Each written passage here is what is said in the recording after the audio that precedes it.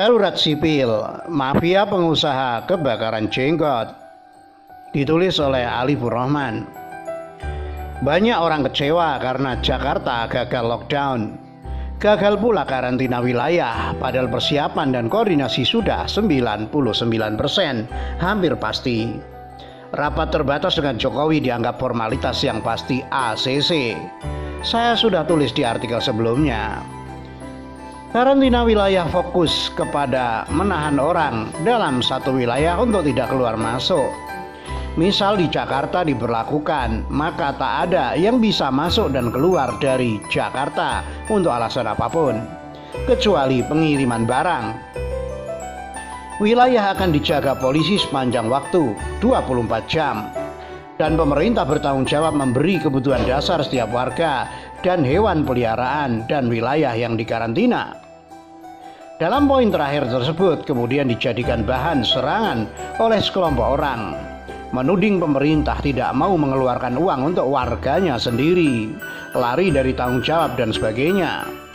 Mungkin kalian sudah mendengar atau membaca pernyataan para ex-pejabat yang semacam itu. Menolak karantina wilayah berarti menolak membiayai kebutuhan masyarakat selama terjadi wabah.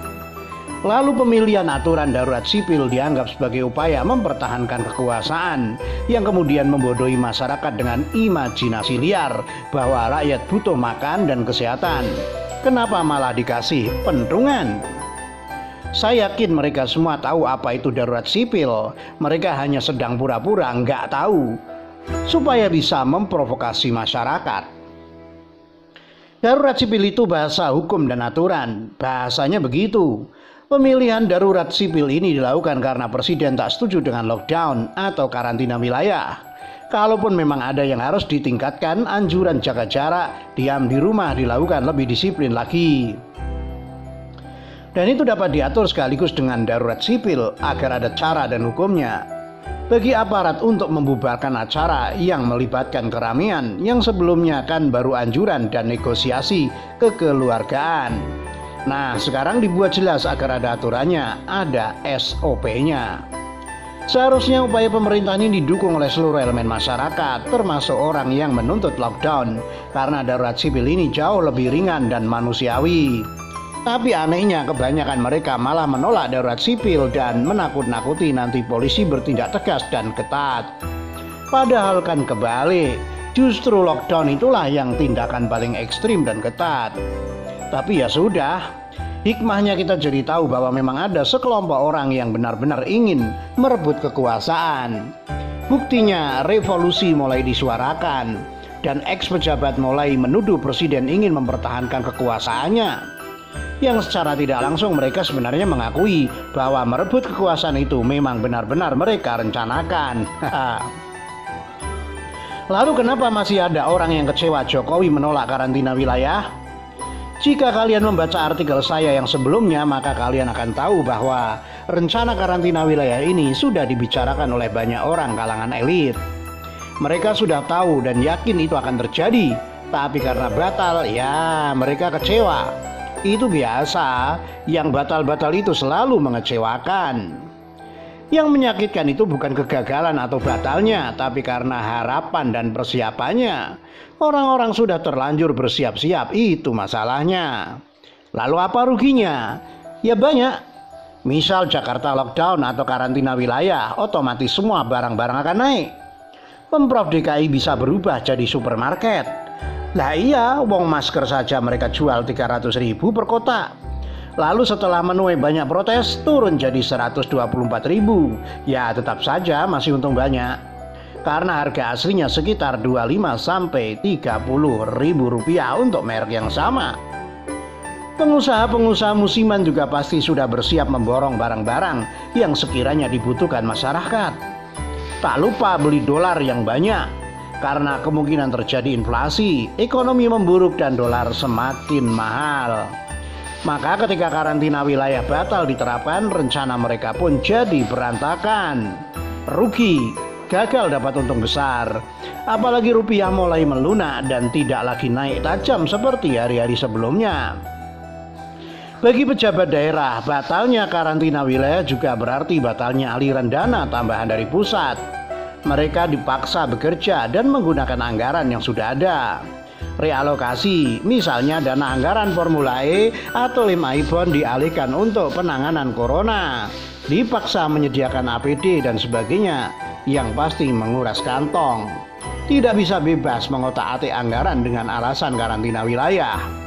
Kita sebagai rakyat biasa yang tidak punya hubungan dengan pejabat daerah, tidak punya bisnis dengan gubernur, ya santai saja.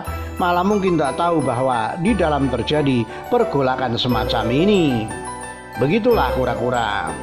Artikel sebelumnya, Perjuangan Jokowi, Senin 30 Maret 2020. Kemarin, Senin 30 Maret 2020 adalah hari yang ditunggu-tunggu banyak orang.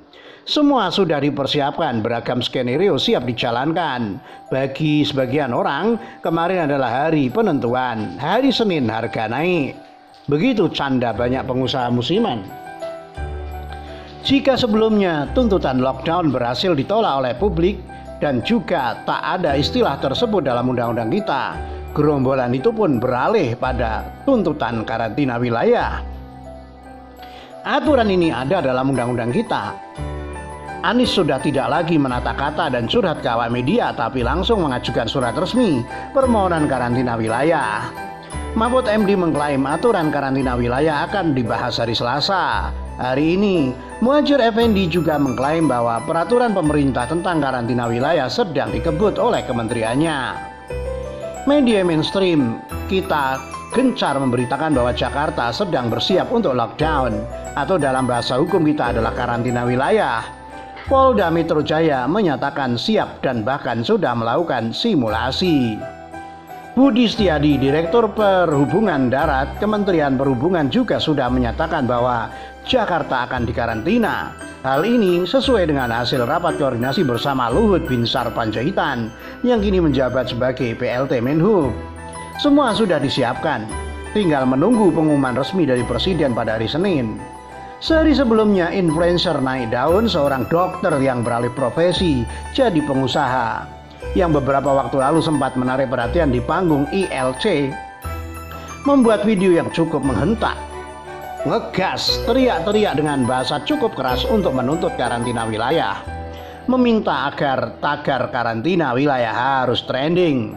Video ini cukup menarik perhatian karena sebelumnya sudah dibangun narasi atau citra bahwa dokter tersebut sudah melakukan banyak hal, sampai jual mobil katanya, untuk didonasikan. Bagi sebagian orang, dia adalah pahlawan baru yang bekerja lebih keras dari yang bisa dilakukan oleh pemerintah. Maka saat dia bikin video menuntut karantina wilayah, beberapa hari setelahnya banyak yang berbondong-bondong setuju. Kita tutup mata soal kedekatannya dengan Sandiaga Uno atau gerakan relawan yang sekarang mendapat markas khusus di Balai Kota, disiapkan oleh Anies Baswedan. Kita terharu dengan perjuangannya, menganggapnya layak jadi menteri menggantikan Terawan, atau minimal setuju dengan tuntutannya untuk karantina wilayah. Lebih dari itu, malam Senin muncul voice note dari influencer tersebut. Bunyinya begini: "Halo guys, laporan dari Belva, staf sus Presiden menghubungi saya. So, tadi kita mengadakan rapat terbatas, usul karantina wilayah akan segera di ACC. Jakarta mulai hari Senin akan lockdown semua dari tidak bisa masuk dan keluar masuk di Jakarta."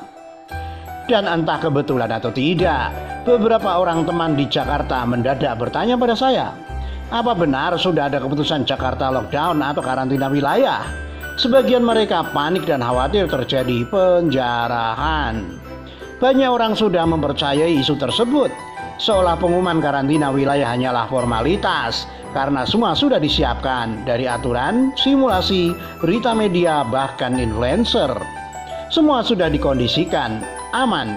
Diharapkan relawan Jokowi termasuk Siwet pada akhirnya bisa menerima keputusan ini.